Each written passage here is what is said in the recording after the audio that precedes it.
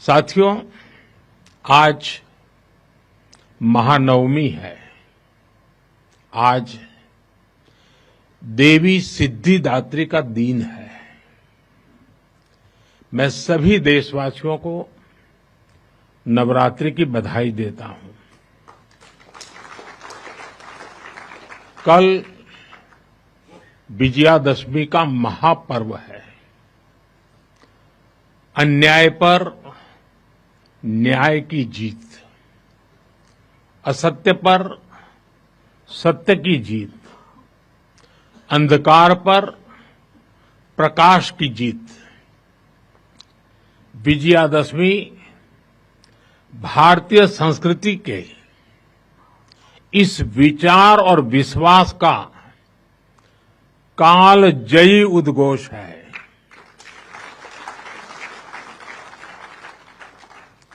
ऐसे महान पर्व पर 100 वर्ष पूर्व राष्ट्रीय स्वयंसेवक संघ की स्थापना ये कोई संयोग नहीं था। ये हजारों वर्षों से चली आ रही उस परंपरा का पुनरुत्थान था, जिसमें राष्ट्र चेतना समय समय पर उस युग की चुनौतियों का सामना करने के लिए नए नए अवतारों में प्रकट होती है। इस युग में संघ उसी अनादि राष्ट्र चेतना का पुण्य अवतार है।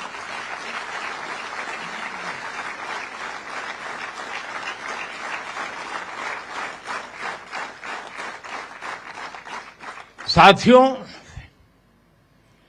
यह हमारी पीढ़ी के स्वयंसेवकों का सौभाग्य है कि हमें संघ के शताब्दी वर्ष जैसा महान अवसर देखने को मिल रहा है। मैं आज इस अवसर पर राष्ट्र सेवा के संकल्प को समर्पित कोटि कोटि स्वयंसेवकों को शुभकामनाएं देता हूं, अभिनंदन करता हूं। मैं संघ के संस्थापक हम सभी के आदर्श परम पूज्य डॉक्टर हेडगेवार जी के चरणों में श्रद्धांजलि अर्पित करता हूं। साथियों, संघ की 100 वर्ष की इस गौरवमयी यात्रा की स्मृति में आज भारत सरकार ने विशेष डाक टिकट और स्मृति सिक्के जारी किए हैं। 100 रुपये के सिक्के पर एक और राष्ट्रीय चिन्ह है और दूसरी ओर सिंह के साथ वरद मुद्रा में भारत माता की भव्य छवि और समर्पण भाव से उसे नमन करते स्वयंसेवक दिखाई देते हैं।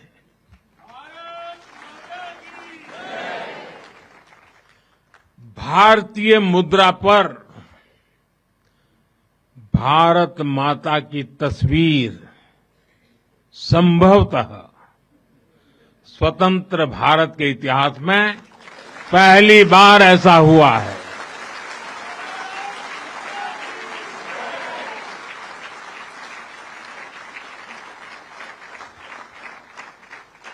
इस सिक्के के ऊपर संघ का बोध वाक्य भी अंकित है।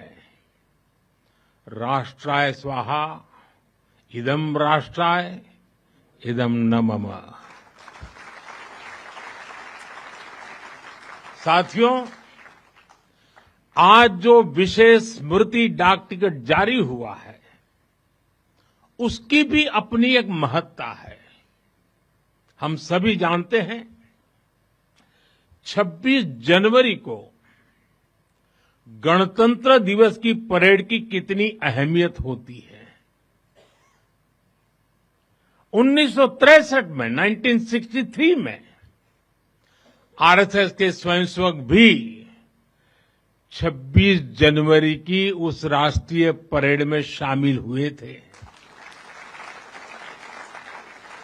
और उन्होंने आन बान शान से राष्ट्रभक्ति की धुन पर कदम ताल किया था।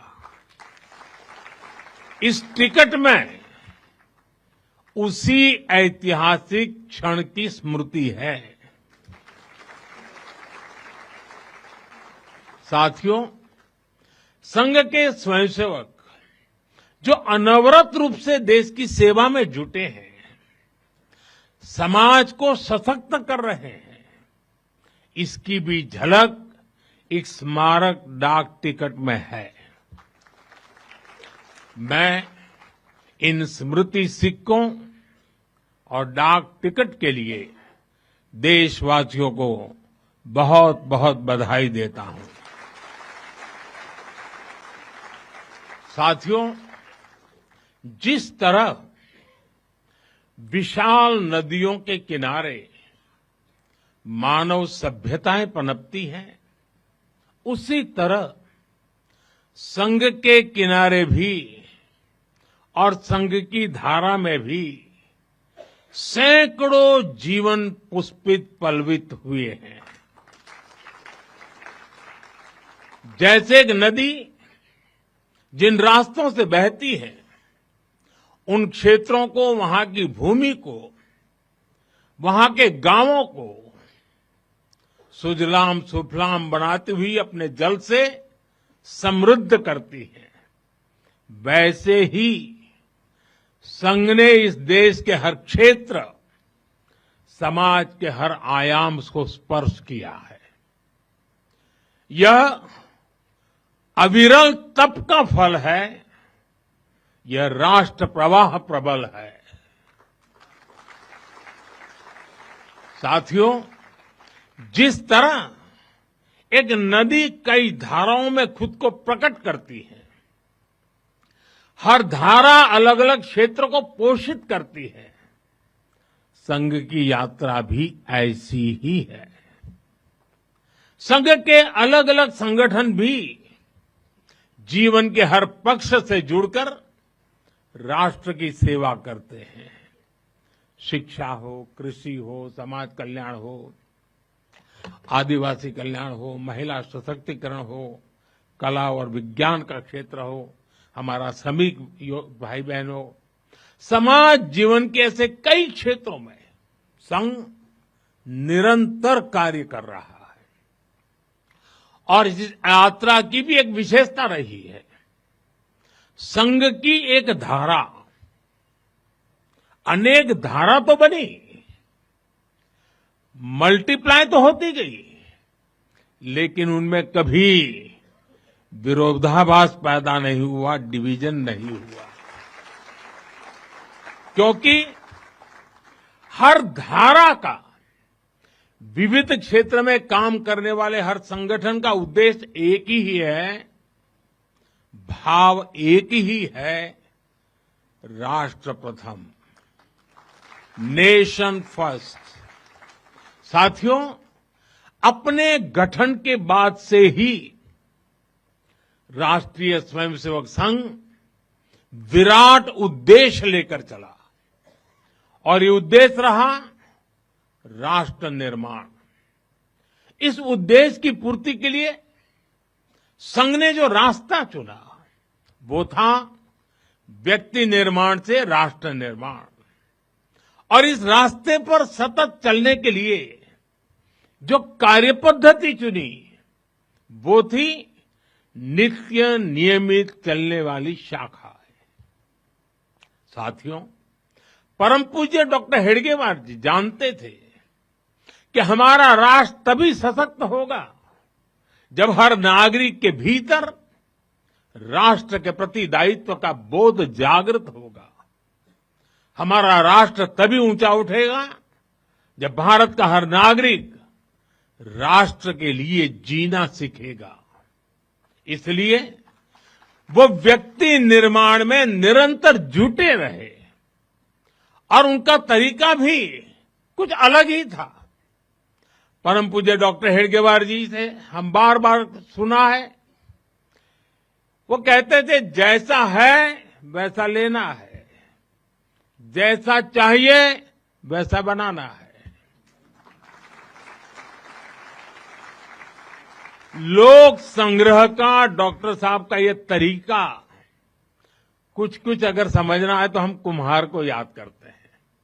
जैसे कुम्हार ईंट पकाता है तो जमीन की सामान्य सी मिट्टी से शुरू करता है। कुम्हार मिट्टी को लाता है, उस पर मेहनत करता है, उसे आकार देकर तपता है, खुद भी तपता है, मिट्टी को भी तपाता है, फिर उन ईंटों को इकट्ठा करके उनसे भव्य इमारत बनाता है। ऐसे ही डॉक्टर साहब बिल्कुल सामान्य लोगों को चुनते थे, फिर उनको सिखाते थे, विजन देते थे, उनको गढ़ते थे।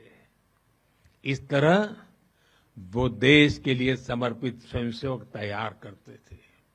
इसलिए संघ के बारे में कहा जाता है कि इसमें सामान्य लोग मिलकर असामान्य अभूतपूर्व कार्य करते हैं। साथियों, व्यक्ति निर्माण की ये सुंदर प्रक्रिया हम आज भी संघ की शाखाओं में देखते हैं।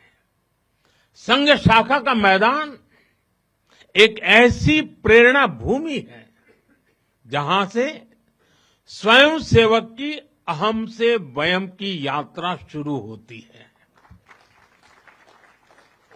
संघ की शाखाएं व्यक्ति निर्माण की यज्ञ वेदी है।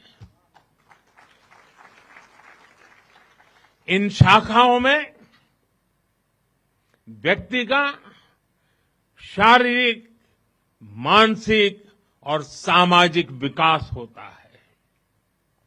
स्वयंसेवकों के मन में राष्ट्र सेवा का भाव और साहस दिन प्रतिदिन पनपता रहता है। उनके लिए त्याग और समर्पण सहज हो जाता है। श्रेय के लिए प्रतिस्पर्धा की भावना समाप्त हो जाती है और उन्हें सामूहिक निर्णय और सामूहिक कार्य का संस्कार मिलता है। साथियों, राष्ट्र निर्माण का महान उद्देश्य व्यक्ति निर्माण का स्पष्ट पथ और शाखा जैसी सरल जीवंत कार्य पद्धति, यही संघ की 100 वर्षों की यात्रा का आधार बने हैं। इन्हीं स्तंभों पर खड़े होकर संघ ने लाखों स्वयंसेवकों को गढ़ा, जो विभिन्न क्षेत्रों में देश को अपना सर्वोत्तम दे रहे हैं, देश को आगे बढ़ाने के लिए निरंतर प्रयास कर रहे हैं। समर्पण से, सेवा से और राष्ट्र के उत्कर्ष की साधना से। साथियों, जब से अस्तित्व में आया, संघ के लिए देश की प्राथमिकता ही उसकी अपनी प्राथमिकता रही है। इसलिए जिस कालखंड में जो बड़ी चुनौती देश के सामने आई, संघ ने उस कालखंड के अंदर अपने आप को झोंक दिया। संघ उससे जूझता रहा। आजादी की लड़ाई के समय देखें तो परम पूज्य डॉक्टर हेडगेवार जी समेत अनेक कार्यकर्ता ने स्वतंत्रता आंदोलन में हिस्सा लिया। डॉक्टर साहब कई बार जेल तक गए। आजादी की लड़ाई की कितने ही स्वतंत्रता सेनानियों को संघ संरक्षण देता रहा, उनके साथ कंधे से कंधा मिलाकर काम करता रहा।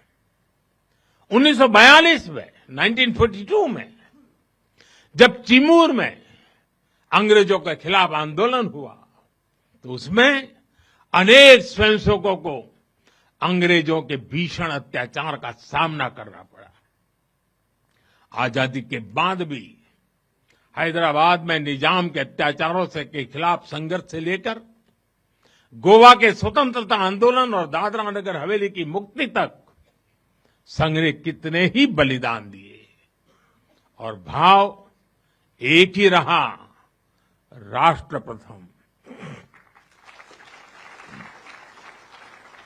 लक्ष्य एक ही रहा, एक भारत श्रेष्ठ भारत।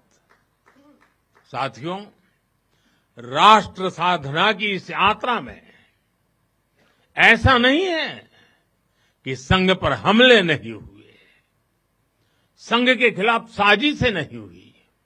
हमने देखा है कैसे आजादी के बाद भी संघ को कुचलने का प्रयास हुआ, मुख्य धारा में आने देने का और उसे न आने से रोकने का अनगिनत षड्यंत्र हुए। परम पूज्य गुरु जी को झूठे केस में फंसाया गया, उन्हें जेल तक भेज दिया गया, लेकिन जब पूज्य गुरु जी जेल से बाहर आए तो उन्होंने सहज रूप से कहा, और शायद इतिहास की तवारीख में ये भाव, ये शब्द एक बहुत बड़ी प्रेरणा है। तब परम पूज्य गुरु जी ने बहुत सहजता से कहा था, कभी कभी जीभ दांतों के नीचे आकर दब जाती है, कुचल भी जाती है, लेकिन हम दांत नहीं तोड़ देते, क्योंकि दांत भी हमारे हैं और जीभ भी हमारी है। आप कल्पना कर सकते हैं, जिन्हें जेल में इतनी यातनाएं दी गई, जिन पर भांति भांति के अत्याचार हुए, उसके बाद भी परम पूज्य गुरु जी के मन में कोई रोष नहीं था, कोई दुर्भावना नहीं थी। यही परम पूज्य गुरु जी का ऋषि तुल्य व्यक्तित्व था। उनकी यही वैचारिक स्पष्टता संघ के प्रत्येक स्वयंसेवक के जीवन के मार्गदर्शक बनी। इसी ने समाज के प्रति एकात्मता और आत्मीयता के संस्कारों को सशक्त किया, और इसलिए चाहे संघ पर प्रतिबंध लगे, चाहे षड्यंत्र हुए, झूठे मुकदमे हुए, संघ के स्वयंसेवकों ने कभी कटुता को स्थान नहीं दिया, क्योंकि वो जानते हैं हम समाज से अलग नहीं है, समाज हम सबसे ही तो बना है।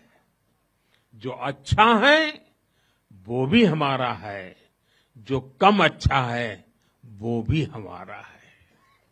साथियों, और दूसरी बात, जिसने कभी कटुता को जन्म नहीं दिया, वो है प्रत्येक स्वयंसेवक का लोकतंत्र और संवैधानिक संस्थाओं में अडिग विश्वास। जब देश पर इमरजेंसी थोपी गई तो इसी एक विश्वास ने हर स्वयंसेवक को ताकत दी, उसे संघर्ष करने की क्षमता दी। इन्हीं दो मूल्यों, समाज के साथ एकात्मता और संवैधानिक संस्थाओं के प्रति आस्था ने संघ के स्वयंसेवकों को हर संकट में स्थित प्रज्ञ बना के रखा, समाज के प्रति संवेदनशील बनाए रखा। इसलिए समाज के अनेक थपेड़े झेलते हुए भी संघ आज तक विराट वट वृक्ष की तरह अडिग खड़ा है, देश और समाज की सेवा में निरंतर कार्य कर रहा है। अभी यहां हमारे एक स्वयंसेवक ने इतनी सुंदर प्रस्तुति दी, शून्य से एक शतक बने, शून्य से एक शतक बने, अंक की मन भावना, भारती की जय विजय हो, ले हृदय में प्रेरणा, कर रहे हम साधना, मातृभू आराधना। और उस गीत का संदेश था, हमने देश को ही देव माना है और हमने देह को ही दीप बना करके जलने का सीखा है। वाकई ये अद्भुत था। साथियों, प्रारंभ से संघ राष्ट्रभक्ति और सेवा का पर्याय रहा है। जब विभाजन की पीड़ा ने लाखों परिवारों को बेघर कर दिया, तब स्वयंसेवकों ने शरणार्थियों की सेवा की। संघ के स्वयंसेवक अपने सीमित संसाधनों के साथ सबसे आगे खड़े थे। यह केवल राहत नहीं था, यह राष्ट्र की आत्मा को संबल देने का कार्य था। साथियों, 1956 में 1956 में गुजरात के कच्छ के अंजार में बहुत बड़ा भूकंप आया था। तबाही इतनी बड़ी थी, चारों ओर विनाश का दृश्य था।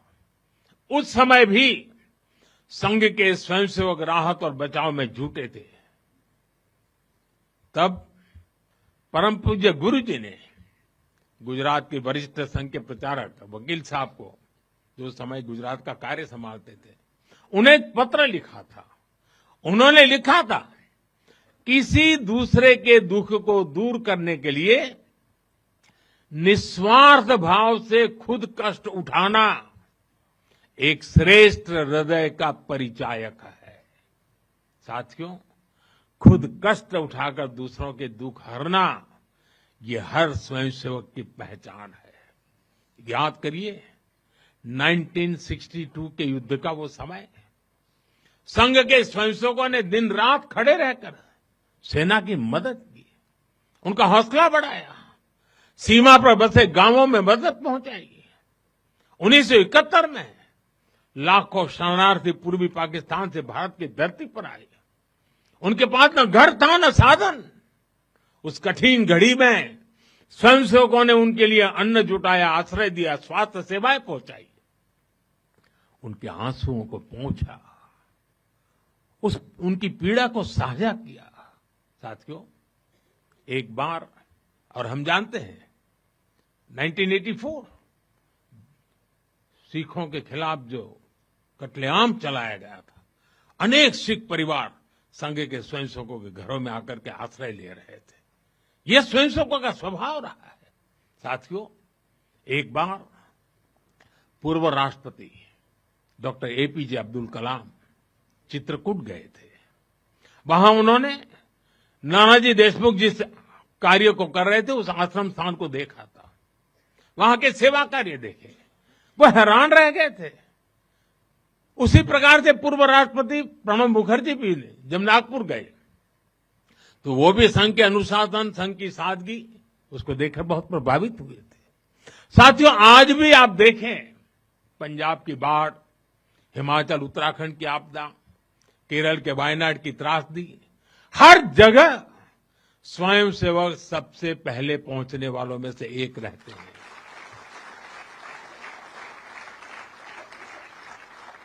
कोरोना काल में तो पूरी दुनिया ने संघ के साहस और सेवा भाव का प्रत्यक्ष प्रमाण देखा है। साथियों, अपनी 100 वर्ष की इस यात्रा में संघ का एक बड़ा काम ये रहा है, उसने समाज के अलग अलग वर्गों में आत्मबोध जगाया, स्वाभिमान जगाया। और इसके लिए संघ देश के उन क्षेत्रों में भी कार्य करता रहा है जो दुर्गम है, जहां पहुंचना सबसे कठिन है। हमारे देश में लगभग 10 करोड़ आदिवासी भाई बहन हैं, जिनके कल्याण के लिए संघ लगातार प्रयासरत है। लंबे समय तक सरकारों ने उन्हें प्राथमिकता नहीं दी, लेकिन संघ ने उनकी संस्कृति, उनके पर्व, उत्सव, उनकी भाषा और परंपराओं को सर्वोच्च प्राथमिकता दी। सेवा भारती, विद्या भारती, एकल विद्यालय, वनवासी कल्याण आश्रम आदिवासी समाज के सशक्तिकरण का स्तंभ बनकर के उभरे। आज हमारे आदिवासी भाई बहनों में जो आत्मविश्वास आया है वो उनके जीवन में बदल रहा है। साथियों, संघ दशकों से आदिवासी परंपराओं, आदिवासी रीति रिवाजों, आदिवासी मूल्यों को सहजने संवारने में अपना सहयोग देता रहा है, अपना कर्तव्य निभा रहा है। उसकी तपस्या ने भारत की सांस्कृतिक पहचान सुरक्षित रखने में बड़ी भूमिका निभाई है। मैं देश के दूर सुदूर कोने कोने में आदिवासियों का जीवन आसान बनाने में लगे संघ के लाखों स्वयंसेवकों की भी सराहना करूंगा। साथियों, समाज में सदियों से घर कर चुकी जो बीमारियां हैं, जो ऊंच नीच की भावना है, जो कुप्रथाएं हैं, छुआछूत जैसी गंदगी भरी पड़ी है, ये हिंदू समाज की बहुत बड़ी चुनौती रही है। एक ऐसी गंभीर चिंता है जिस पर संघ लगातार काम करता रहा है। एक बार महात्मा गांधी जी वर्धा में संघ के शिविर में गए थे। उन्होंने भी संघ में समता, ममता, समरसता, समभाव, मम भाव, ये जो कुछ भी देखा उसकी खुलकर तारीफ की थी। और आप देखिए, डॉक्टर साहब से लेकर आज तक संघ की हर महान विभूति ने, हर सरसंघ चालक ने भेदभाव और छुआछूत के खिलाफ लड़ाई लड़ी है। परम पूज्य गुरु जी ने निरंतर न हिंदू पतितो भवेत की भावना को आगे बढ़ाया। यानी हर हिंदू एक ही परिवार है, कोई भी हिंदू कभी पतित या नीचा नहीं हो सकता। पूज्य बाला साहब देवव्रत जी के शब्द भी हम सबको याद है। वो कहते थे, छुआछूत अगर पाप नहीं, छुआछूत अगर पाप नहीं तो दुनिया में कोई पाप नहीं है। सरसंघ चालक रहते हुए पूज्य रज्जू भैया जी और पूज्य सुदर्शन जी ने भी इसी भावना को आगे बढ़ाया। वर्तमान सरसंघ चालक आदरणीय मोहन भागवत जी ने भी समरसता के लिए समाज के सामने स्पष्ट लक्ष्य रखा है और गांव गांव तक इस बात की ज्योत जगाई है। क्या है वो?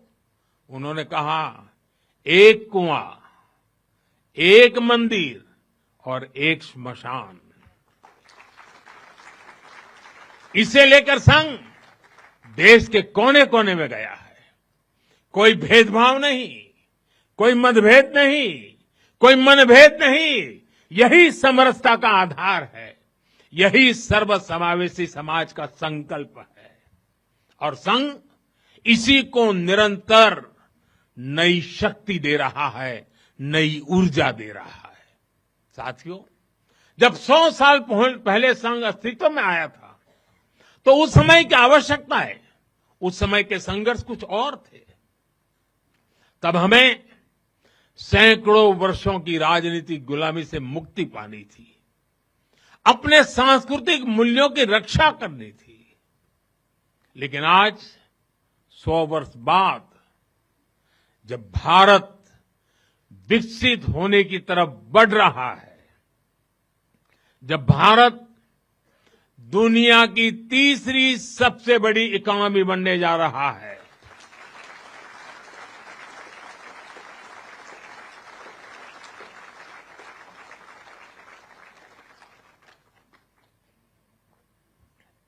जब देश और देश का बहुत बड़ा गरीब वर्ग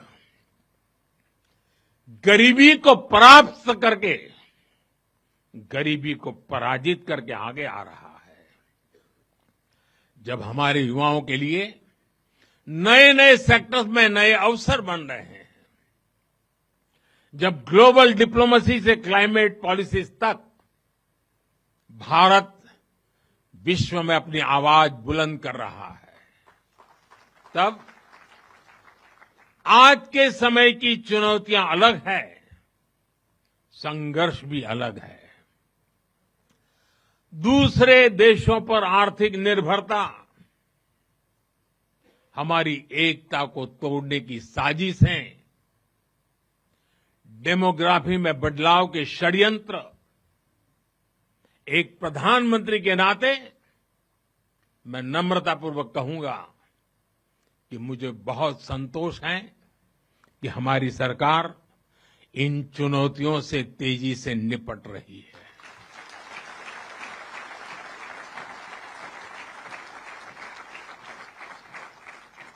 वहीं एक स्वयंसेवक के नाते मुझे ये भी खुशी है कि राष्ट्रीय स्वयंसेवक संघ ने न केवल इन चुनौतियों को पहचान की है, बल्कि इन चुनौतियों से निपटने के लिए ठोस रोड मैप भी बनाया है।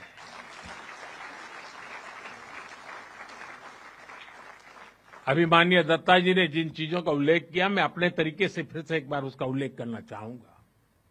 साथियों, संघ के पंच परिवर्तन, स्वबोध, सामाजिक समरसता, कुटुंब प्रबोधन, नागरिक शिष्टाचार और पर्यावरण, ये संकल्प हर स्वयंसेवक के लिए देश के समक्ष उपस्थित चुनौतियों को परास्त करने की बहुत बड़ी प्रेरणा है। साथियों, स्वबोध यानी स्वयं का बोध, स्वबोध यानी गुलामी की मानसिकता से मुक्त होकर अपनी विरासत पर गर्व करना, स्वभाषा पर गर्व करना। स्वबोध यानी स्वदेशी, आत्मनिर्भर होना। और मेरे देशवासियों, ये बात समझ के चलिए, आत्मनिर्भर ये विकल्प के तौर पर नहीं है, ये अनिवार्यता के रूप में है।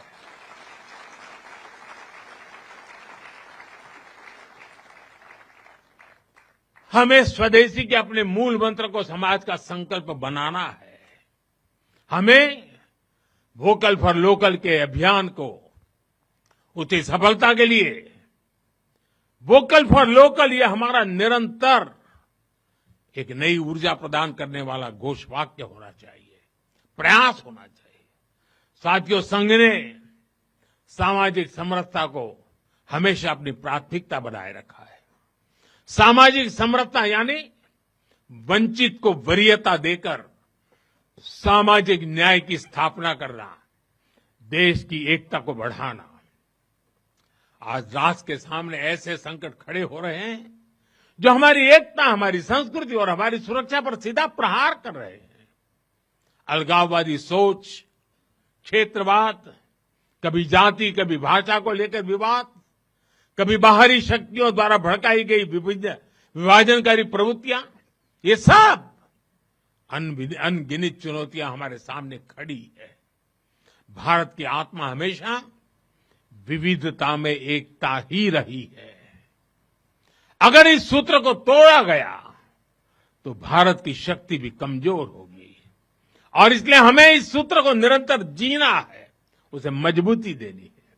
साथियों, सामाजिक समरसता को आज डेमोग्राफी में बदलाव के षड्यंत्र से, घुसपैठियों से भी बड़ी चुनौती मिल रही है।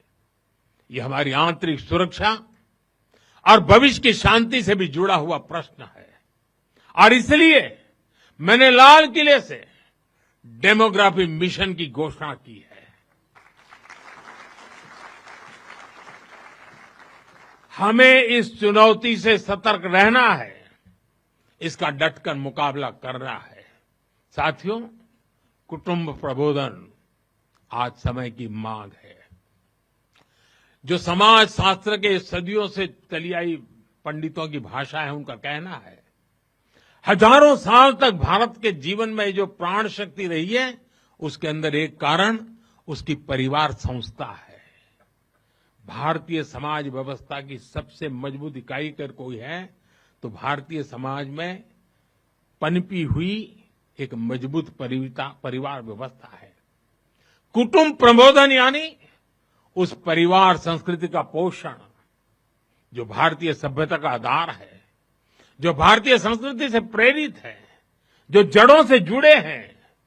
परिवार के मूल्य, बुजुर्गों का सम्मान, नारी शक्ति का आदर, नौजवानों में संस्कार, अपने परिवार के प्रति दायित्व को निभाना, उसे समझना उस दिशा में परिवार को, समाज को जागरूक करना बहुत ही आवश्यक है।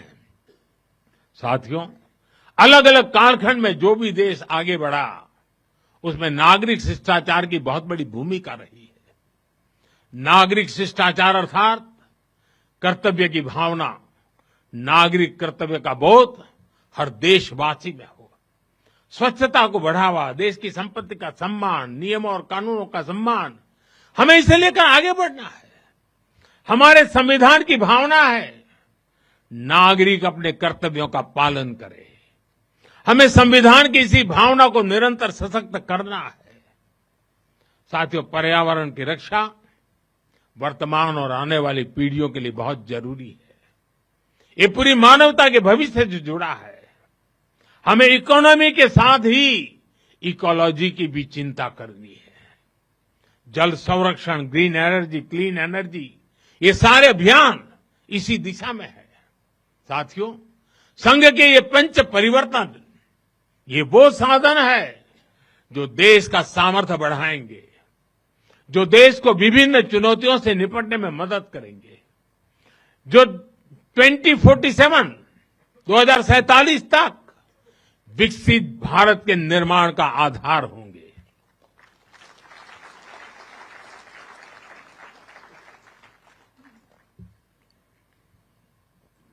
साथियों, 2047 का भारत तत्वज्ञान और विज्ञान, सेवा और समरसता से गढ़ा हुआ वैभवशाली भारत हो। यही संघ की दृष्टि है, यही हम सब स्वयंसेवकों की साधना है और यही हमारा संकल्प है। साथियों, हमें हमेशा हमेशा याद रखना है, संघ बना है राष्ट्र के प्रति अटूट आस्था से। संघ चला है राष्ट्र के प्रति अगाध सेवा के भाव से। संघ तपा है त्याग और तपस्या की अग्नि में। संघ निखरा है संस्कार और साधना के संगम से। संघ खड़ा है राष्ट्र धर्म को जीवन का परम धर्म मान करके। संघ जुड़ा है भारत माता की सेवा के विराट स्वप्न से। साथियों, संघ का आदर्श है संस्कृति की जड़ें गहरी और सशक्त हो। संघ का प्रयास है समाज में आत्मविश्वास और आत्मगौरव हो। संघ का लक्ष्य है हर हृदय में जन सेवा की ज्योति प्रज्वलित हो। संघ का दृष्टिकोण है भारतीय समाज सामाजिक न्याय का प्रतीक बने। संघ का ध्येय है विश्व मंच पर भारत की वाणी और भी प्रभावी बने। संघ का संकल्प है भारत का भविष्य सुरक्षित और उज्जवल बने। मैं एक बार फिर आप सभी को इस ऐतिहासिक अवसर की बधाई देता हूं। कल विजयादशमी का पावन पर्व है। हम सबके जीवन में विजयादशमी का एक विशेष महत्व है। मैं उसके लिए भी आप सबको शुभकामनाएं देते हुए मेरी वाणी को विराम दे